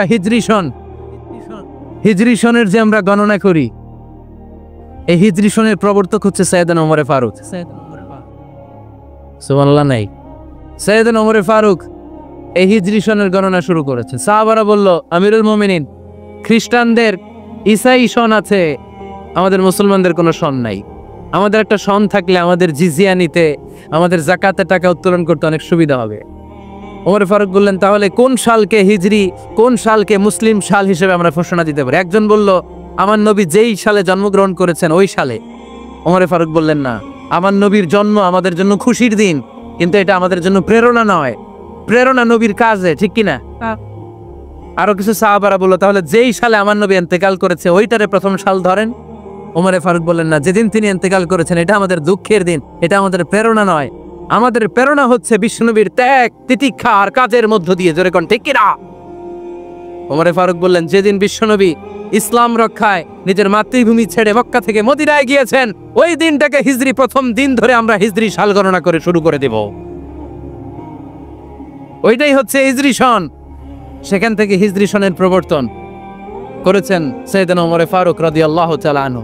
এই যে স্টেট গভর্নমেন্ট, এই যে প্রিজন, জেলখানা, ক্যান্টনমেন্ট, সচিবালয়, গণভবন, বঙ্গভবন, মুক্তিযোদ্ধাদের ভাতা, রাষ্ট্রীয় ভাতা, এই সব নিয়ন্ত্রণ সাইয়েদনা ওমরে ফারুক তার রাষ্ট্রীয় আমলে তিনি নিজে করেছেন। চিল্লায় পড়েন আল্লাহু আকবার। মুসলমানদের আলাদা কারেন্সি, নিজস্ব মুদ্রা ব্যবস্থা নিজে চালু করেছেন। সৈনিকদের মধ্যে যারা বিবাহিত প্রতি 6 মাস অন্তর অন্তর 1 মাসের ছুটি কাটাতে তারা ফিরে আসবে, সাইয়েদনা ওমর ফারুক চালু করেছেন। চিল্লায় আওয়াজ করে পড়েন আল্লাহু আকবার। এই যে আমরা 20 রাকাত সালাতুত তারাবি পড়ি রমাদানে, পড়েন না আপনারা? এটা সাইয়েদনা ওমর ফারুক চালু করেছে। সুবহানাল্লাহ পড়তে পারলেন না? কোরআনে মোট 22টা আয়াত আছে যেখানে সাহাবারা ইনডিসিশনে ভুগছিলেন। বিশ্বনবীর মত একটা, ওমরে ফারুকের মত আর একটা। এই 22 জায়গায় আল্লাহ তাআলা বিশ্বনবীর মতের পক্ষে আয়াত নাজিল না করে ওমরে ফারুকের মতের পক্ষে কোরআনের আয়াত নাজিল করেছে। আওয়াজ করে পড়েন আল্লাহু আকবার। সাইয়েদনা ওমরে ফারুক, আমরা সাহাবীদের জীবন চরিত পড়তে চাই না, কত যে অনুপ্রেরণামূলক দৃষ্টান্ত সাইয়েদনা ওমরে ফারুক আমাদের জন্য রেখে গিয়েছে। ওমরে ফারুক যখন খলিফা, দিনের বেলায় যদি রাষ্ট্রে কোনো নিয়ম জারি করতেন, দিনের বেলায় জনগণকে কোনো বিষয়ে যদি নিষেধ করতেন, রাত্রে বেলায় খাওয়ার সময় ফ্যামিলি মেম্বারদের সবাইকে বলতেন, এই দিনের বেলা আমি জনগণকে এই কাজ করতে নিষেধ করেছি, তোমরা আমার ফ্যামিলি মেম্বার, খবরদার তোমরা এই কাজ করো না। জনগণ করলে যতটুকু শাস্তি, তোরা করলে পাবি ডবল শাস্তি। সুবহানাল্লাহ কইবেন না?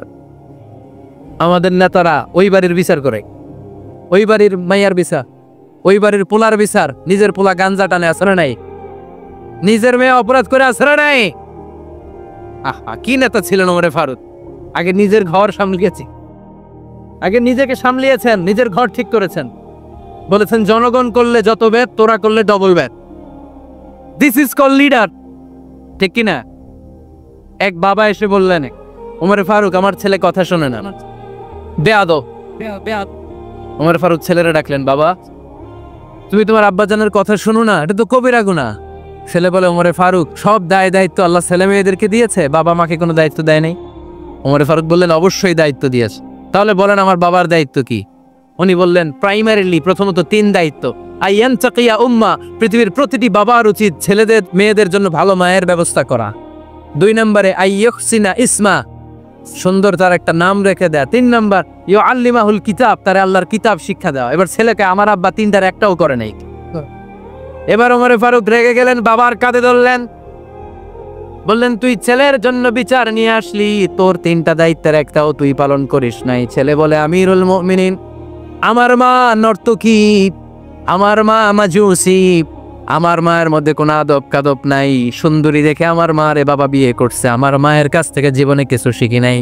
2 নম্বর সাম্মানি খানফাসা, আমার বাবা আমার নাম রেখেছে চামচিকা। কি নাম রাখছে? এটার নাম হইলো একটা, এরকম উল্টাপাল্টা নাম আছে না? নাই না, এগুলো রাখবেন না। আব্দুল্লাহ রাখবেন, আব্দুর রহমান রাখবেন। আরেকটা কি বলছে আজকে? হুজাইফা রাইখা দিয়েন, পারবেন? ওয়ালাম ইউআল্লিমনি হারফাম মিন কিতাবিল্লাহ আমিরুল মুমিনিন, শুধু তাই না, আল্লাহর কোরআনের একটা অক্ষর আমার বাবা কোনোদিন আমারে শিক্ষা দেয় নাই। ওমর ফারুক রেগে গেলেন, এবার বাপের কান্দে দইরা মারতে শুরু করলেন। তুই ফুলার নামে বিচার নিয়ে আইছিস, তোরে বাইর দিমু আগে। এরকম নেতার দরকার আছে না নাই?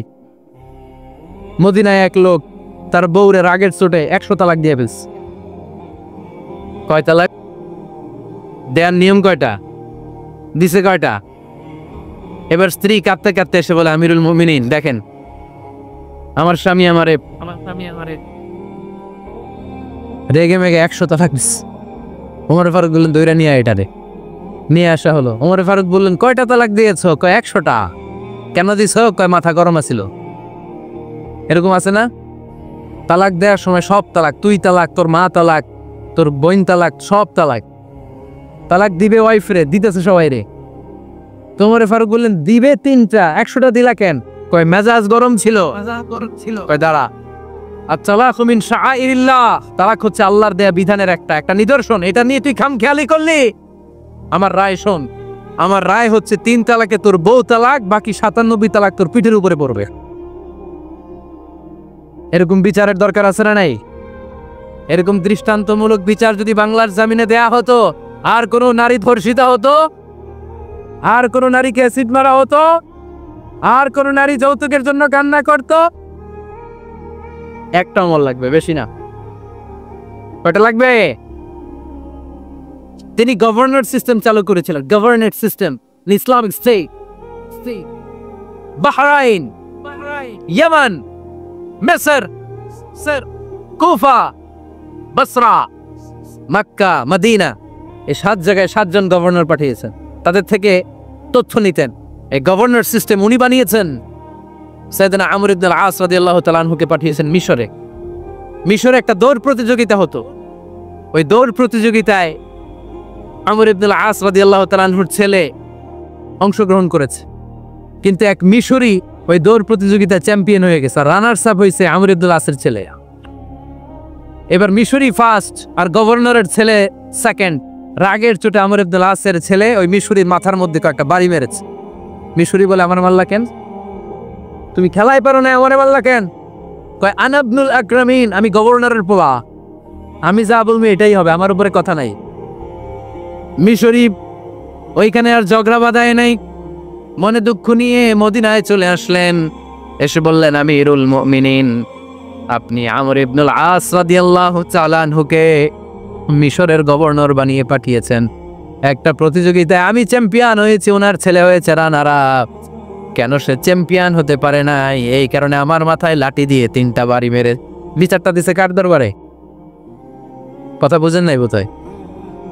ওমরে ফারুকের দরবার। ওমরে ফারুক বললেন, ছাড়াই আগামী বছরের অমুক তারিখ আমি সব গভর্নরদেরকে ডেকে হিসাব নেই, তো ওই দিন তুই থাকবি, পারবি না?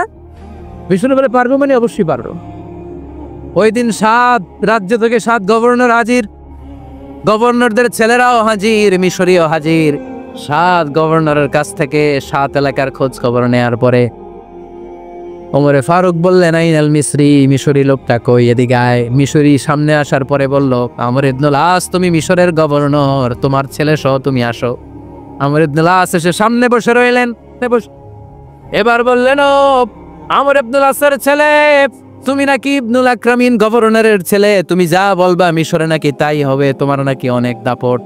নিজে একটা লাঠি এনে মিশরীর হাতে দিয়ে বলল, এবার তোর মাথায় যতটা মারছে তুই ততটা গুনে গুনে মার, আমি দেখব।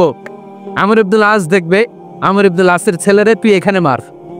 সে বলতেছে, থাক, আপনি বলছেন এতেই যথেষ্ট, মারা লাগবে না, আমি মাফ করে দিলাম। ওমরে ফারুক বলল, খবরদার, মার, মার ওর মাথার মধ্যে, মাথার। মিশরি ওমরে ফারুকের ধমক শুনে ভয়ে ভয়ে 3টা বাড়ি মারল। এই বাড়ি মারা দেখেও ওমরে ফারুকের হৃদয় ঠান্ডা হয় নাই। লজ্জায় আমর ইবনুল আস, বয়স হয়ে গিয়েছে, সাহাবা, মাথা তখন টাক, মাথায় চুল নাই, লজ্জায় মাথাটা হেট হয়ে মাথাটা নিচু করে রেখেছে। এবার রাগের চোটে ওমরে ফারুক বললেন, এবার আমর ইবনুল আসের টাক মাথার মধ্যে একটা মার, মার। কেন ছেলেকে শিক্ষা দিতে পারে নাই? ইয়া আমর ইবনুল আস, মাতা জাআলতুমুন নাস আবিদা, তোমরা কখন মিশরীদেরকে নিজেদের দাস বানায় নিলা? ওয়াকাদ ওয়ালাদাতুহুম উম্মুহুম আহরারা, আর ওদের মায়েরা তো ওদেরকে স্বাধীন সন্তান হিসেবে প্রসব করেছে। মানুষদের উপর ক্ষমতাগিরি করার জন্য গভর্নর পাঠাই নাই। খবরদার, জনগণ তাদেরকে দেখভাল করার জন্য তোমাদেরকে পাঠানো হয়েছে, তাদের উপর কোনো অত্যাচার করার জন্য নয়। চিল্লায় বলেন ঠিক কিনা? এরকম নেতা কয়টা লাগবে? কয়টা? ওই নেতার নাম কি? ওমর। 22 জায়গায় বিশ্বনবী কয় একটা, ওমরে ফারুক বলে আরেকটা। আল্লাহ বলে, বিশ্বনবী, আপনার পক্ষে আমি আয়াত নাজিল করতে পারলাম না, আমি ওমরের পক্ষে নাজিল করে দিলাম। বিশ্বনবী বলতেন, ইন্নালি কুল্লি উম্মাতিন মুহাদ্দাস, সব উম্মতের মধ্যে, সব নবীর উম্মতের মধ্য থেকে একজন করে আল্লাহ তাকে মুহাদ্দিস বানাতো। মুহাদ্দিস না, মুহাদ্দাস। মুহাদ্দাস মানে এমন লোক যিনি যা ভাবতো ওই ভাবনাটাই আল্লাহ আয়াত হিসেবে নাজিল করে দিতেন। বিশ্বনবী বললেন, আমার উম্মতের মধ্যে মুহাদ্দাস হচ্ছে সাইয়েদনা ওমর। মদিনার সবচেয়ে বড় মুনাফিকের নাম আব্দুল্লাহ ইবনে উবাই ইবনে সালুল, সব মুনাফিকদের সরদার। কিন্তু এই মুনাফিকের ছেলেটা হলো পাক্কা ইমানদার। এই ছেলের নাম হলো আব্দুল্লাহ। আওয়াজ করে বলেন, ছেলের নাম কি? আব্দুল্লাহ ইবনে উবাই ইবনে সালুল। মুনাফিক সরদার যখন ইন্তেকাল করলো, সাইয়েদনা আব্দুল্লাহ রাদিয়াল্লাহু তাআলা আনহু বিশ্বনবীর কাছে এসে চোখের পানি ছেড়ে ডেকে বলে, নবী, আপনিও জানেন, আমিও জানি, মদিনার সবাই জানে আমার আব্বা মুনাফিকদের সরদার, কিন্তু আমার মন তো মানে না, আমার তো পিতা, আমার তো বাবা লাগে, আমার তো মন মানে না। আপনিও জানেন মুনাফিক, আমিও জানি মুনাফিক, নবী আপনার দরবারে কিছু আমি চাই না, আপনার গায়ের একটা জামা দেন, আপনার জামাটা পরিয়ে আমার বাবারে দাফন দিব। এর উসিলায় যদি আমার আব্বারে আল্লাহ মাফ করে দেয়, দয়ার নবী মায়ের নবী জামা খুলে দিয়ে দিলেন। পড়েন সুবহানাল্লাহ। আব্দুল্লাহ রাদিয়াল্লাহু তাআলা আবার আবদার চললেন, নবী জানি আমার বাবা মুনাফিক, কিন্তু আমার তো বাবা, আপনার দরবারে ফরিয়াদ, আপনি নিজে যে আমার বাবার জানাজার নামাজে ইমামতি করবেন। দয়ার নবী মায়ার নবী জানাজার নামাজে যেতে চাইলেন। ওমরে ফারুক বললেন, নবী না, খবরদার আপনি উবাই ইবনে সালুলের জানাজায় যাবেন না। বিশ্বনবী জোর করে যেতে চাইলেন। সাইয়েদনা ওমরে ফারুক বিশ্বনবীর জামা পেছন থেকে টেনে ধরলেন। আল্লাহু আকবার, টেনে ধরলেন, যাবেন না আপনি। ওমরে ফারুকের হাত থেকে হ্যাচকা টান মেরে জুব্বা টান দিয়ে বিশ্বনবী জানাজায় চলে গেলেন। রব্বুল আলামিন আয়াত নাজিল করলেন, ইস্তাগফির লাহুম আও লা তাস্তাগফির লাহুম ওয়া ইন তাস্তাগফির লাহুম ৭০ মাররাতান ফালান ইয়াগফিরাল্লাহু লাহুম। নবী গো, একবার নয়, দুইবার নয়, ৭০ বার যদি এই মুনাফিকের জন্য আপনি ক্ষমা চান, তার জন্য ক্ষমা নাই, তার জন্য আছে জাহান্নাম। ওয়ালা তাকুম, আপনি যাবেন না আলা কবরি, কখনো তাদের জানাজায় যাবেন না। এই যে একটা ভুল করে ফেলছেন, এটা এইবারই শেষ, এরপরে আর যাবেন না। সাইয়েদনা ওমর ফারুকের পক্ষে আল্লাহ তাআলা কোরআনের আয়াত নাজিল করে দিলেন। চিল্লায় পড়েন আল্লাহু আকবার। এভাবে 22টা জায়গায় ওমর ফারুক যা বলেছে, এটা নিয়ে একটা আলাদা আলোচনা হইতে হবে, আলাদা একটা আলোচনা লাগবে যে 22টা আয়াতে আল্লাহ তাআলা বিশ্বনবীর পক্ষে কোরআনের আয়াত নাজিল না করে সাইয়েদনা ওমর ফারুকের পক্ষে আয়াত নাজিল করেছেন। চিল্লায় পড়েন সুবহানাল্লাহ। ওই ওমর ফারুককে আমাদের মডেল বানানোর দরকার আছে না নাই? ওই ওমরে ফারুকের জীবনী আমাদের ছেলে মেয়েদেরকে পড়ানোর দরকার আছে না নাই? আমাদের ভবিষ্যৎ প্রজন্ম এগুলো জানে না। ওরা সালমান খান দেখে বড় হয়, ওরা শাহরুখ খান দেখে বড় হয়, ওরা ঋত্বিক রোশনকে দেখে বড় হয়। ওরা মনে করে যে এরাই বড় সুপার হিরো। আমাদের যে কত বড় সুপার হিরো আছে এরা জানেই না। নতুন প্রজন্মের কর্ণকোহরে সাইয়েদনা ওমরে ফারুকের ইতিহাস পৌঁছে দেওয়ার দরকার আছে না নাই? ওমরে ফারুকের ইন্তেকালের ঘটনাটা বলেই আমরা মুনাজাতের দিকে যাব। শুনবেন? শুনতে যান।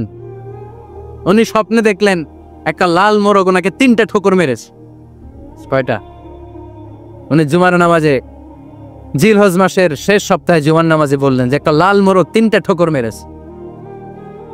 মুগীরা ইবনে শুবা রাদিয়াল্লাহু তাআলা আনহুর দাস আবু লুলু আল মাজুসি, এই লোকটা খঞ্জর বানাতে পারত। মুগীরা রাদিয়াল্লাহু তাআলা আনহুর দাস। মুগীরা প্রতিদিন 4 দিরহাম করে চার্জ করত, যেহেতু দাস। সে এসে বিচার দিল, আমিরুল মুমিনিন, মুগীরা আমার থেকে বেশি টাকা চায়, জুলুম করে। ওমরে ফারুক বললেন, তাই? তুমি কি কাজ জানো? বলে, আমি খঞ্জর বানাতে জানি। বাড়ি কই? পারস্য। আরে তুমি খঞ্জর বানাতে জানলে তো 4 দিরহাম অনেক কম, সে তো আরো বেশি টাকা নেওয়া দরকার ছিল তোমার থেকে। আবু লুলুর এই কথা পছন্দ হয় নাই। সে কয়, ওমর তুই সবারে দয়া দেখাও, আর আমার ক্ষেত্রে কঠিন নিয়ম বানাইলা, দাঁড়াও এই নিয়ম তোমার আমি দেখাবো। এই রাগে সে বাড়িতে যে একটা খঞ্জর বানালো। কি বানালো? খঞ্জর চিনেন? ছোট্ট ছুরি। কিছুদিন আগে ওমানের সুলতান কাবুস ইন্তেকাল করেছে, জানেন আপনারা? ওনার এই কোমরের মধ্যে খঞ্জর থাকতো, ছবিতে দেখছেন? আরব শায়েক যারা সুলতান আমির, কোমরে কি থাকে? ছোরা থাকে, খঞ্জর। সে বাসায় যে একটা খঞ্জর বানালো, যেই খঞ্জরের 2 মাথা, লাহু রাসান ওয়া মাকবাদাতুহু ফি ওয়াসাতি, আর ধরার হ্যান্ডেলটা মাঝখানে, এদিকেও ছুরি এদিকেও ছুরি, যাতে এইভাবে মারা যায়। সে ধার দিতে লাগলো আর বলল, ওমর দাঁড়াও তোমারে আমি দেখাবো। ওমর ফারুক মসজিদে নববীর ইমাম, ফজরের নামাজের সময় এ আবু লুলু আল মাজুসি বুরনুস পরে, চাদর পরে, চাদর লুকিয়ে লুকিয়ে, সে অগ্নি উপাসক, সে মুমিন নয়।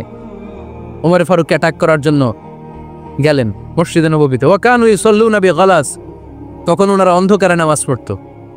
নামাজের সময় যখন হলো, লুকিয়ে লুকিয়ে প্রথম কাতারে ওমর ফারুকের পিছনে মুয়াজ্জিনের পাশেই দাঁড়াবে, হাতে খঞ্জর। ইকামত হলো, ওমর ফারুক সালাত শুরু করলেন, ফজরের সালাত। আল্লাহু আকবার।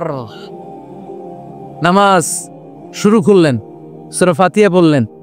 আরেকটা সূরা যখন পড়তে যাবেন, in the meantime Abu লুলু এই খঞ্জর নিয়ে ওমর ফারুকের বুকের মধ্যে 3টা স্টেবিং করলেন। একটা মারলেন নাভির নিচে, মারার সাথে সাথে পাকস্থলী কেটে গেল। আরেকটা মারলেন পাজরে, পাজর ছিঁড়ে গেল। 3টা মারার পরে ওমর ফারুক বললেন, ফাতালানি আল কাল, এক কুকুর আমাকে মেরে ফেলেছে। পেছন থেকে এক সাহাবীকে টান মেরে সামনের দিকে নিয়ে গেলেন। তুমি নামাজের ইমামতি করাও। আর ওমরে ফারুককে বাকিরা ধরাধরি করে পেছনে নিতে আরম্ভ করলে। আর এই আত্মাই আক্রমণ যে করেছে, সে কাতারের মাঝখান দিয়ে যেতে আরম্ভ করলো আর দুই দিকে ছুরি মারতে আরম্ভ করলো। 13 জন সাহাবীর গায়ে ছুরি মেরেছে, 7 জন সাহাবা স্পট ডেথ, জায়গায় মৃত্যু। এই ভয়ঙ্কর অবস্থা দেখে এক সাহাবী বুরনুস, এক ধরনের জুব্বা আছে মাথাওয়ালা, অনেকে জ্যাকেট পরছেন না এরকম মাথাওয়ালা, লম্বা জুব্বা আছে আরবরা শীতে পরে মাথাওয়ালা, এই মাথাওয়ালা জুব্বা বের করে এক সাহাবী জালের মতো তার দিকে উড়ায় মারল। ওই বুরনুসের মধ্যে পেঁচিয়ে আবু লুলু মাটিতে পড়ে গেল আর সুইসাইড করে ফেললো, নিজের বুকে নিজে মেরে আত্মহত্যা। যে সাহাবীকে ইমামতির জন্য দাঁড় করালেন, উনি ছোট্ট সূরা দিয়ে প্রথম রাকাতে সূরা আল কাউসার, দ্বিতীয় রাকাতে সূরাতুল ইখলাস দিয়ে নামাজ শেষ। ওমরে ফারুক বেহুশ। ওমরে ফারুক কি বেহুশ। সবাই কান্নাকাটি করতেছে, সবাই দেখতে গেলেন, এখন হুঁশ ফিরে না। মুখের মধ্যে মুখ খুলে রাষ্ট্রের চিকিৎসক মুখের মধ্যে দুধ দিলেন, ওই নাভি দিয়ে দুধ বের হয়ে যান, পাকস্থলী কেটে ওখান দিয়ে দুধ বের হয়ে যাচ্ছে। তারা বললো ওনারে বাঁচানো সম্ভব না, দেখেন হুঁশ ফিরে কিনা। হুঁশ ফিরলে ওনার পরে কে আমির হবে, উনি যেন প্যানেল ঠিক করে দিয়ে যায়। সবাই তাকিয়েছে ওমরে ফারুকের চোখের দিকে। আল্লাহর মেহেরবানিতে ঘন্টা খানিক পরে উনি চোখ খুললেন। চোখ খোলার পরেই বলেন নাই ও মা আমি মরে যাই। চোখ খোলার পরে উনি বলেন নাই কে মারলো আমারে। চোখ খোলার পরে উনি বলেন নাই আমার পরে নেতা কে হবে। চোখ খোলার পরে সর্বপ্রথম কথাটি ছিল আসল্লান নাস, আমার নেতৃত্বে যে ফজরের নামাজটা শুরু হয়েছিল এটা কি ঠিক মতো তোরা পড়েছিলি? আমার নেতৃত্বে যে ফজরের জামাত শুরু হয়েছিল সেটা ঠিকঠাক মতো সমাপ্ত হয়েছিল কিনা আগে আসল্লান নাস, নামাজটা হয়েছে কিনা বল। সুবহানাল্লাহ বলতে পারলেন না? This is Umar, hour super hero. নেতা অনেকগুলো লাগে না, এরকম নেতা একটাই যথেষ্ট যে গোটা বিশ্বকে কাঁপায় দিতে পারে। চিল্লায় বলো ঠিক কিনা? আমরা চাই আমাদের ছেলেগুলো ওমরে ফারুকের মতো বড় হোক। আমরা চাই আমাদের ছেলে মেয়েগুলো খাব্বাব, খুবাইব, সাইয়েদনা আলী, উসমান, আবু বকর রাদিয়াল্লাহু তাআলা আনহুর অনুসরণে বড় হোক, ঠিক কিনা? আমরা একটা ওমর চাই যিনি আমাদেরকে সালাতের শিক্ষা দিয়ে গিয়েছেন, ইন্তেকালের আগে বলেছেন সাল্লান নাস। এজন্য আমরা যেন নামাজ কখনো নষ্ট না করি। আল্লাহর জমিনে দিন বাস্তবায়ন আসাদ্দুহুম ফি আমরিল্লাহি ওমর রাদিয়াল্লাহু তাআলা আনহুর মতো এত কঠোর কেউ ছিলেন না। তাই দিন বাস্তবায়নে আমরা যেন কাউরে ছাড় না দেই। সবার আগে আল্লাহর দিন, সবার আগে আল্লাহর কোরআন, সবার আগে আমার ইসলাম, ঠিক কিনা? চাইলেই কেউ এদেশ থেকে ইসলামরে মিটাই দিতে পারবে না। যে দেশে আল্লাহু আকবার ধ্বনির সাথে সাথে সূর্য উঠে যায়, আল্লাহু আকবার ধ্বনির সাথে সাথে সূর্য ডুবে যায়, সে দেশে আর কিছু থাকবে না থাক আমার ইসলাম থাকবেই, আর কিছু থাকবে না থাক আমার কোরআন থাকবেই। সে ইসলামের সাথে থাকতে রাজি আছেন তো? কোরআনের সাথে থাকতে রাজি আছেন তো? আল্লাহ আমাদের সবাইকে কবুল আর মঞ্জুর করে নেন। আমরা পড়ি আমিন।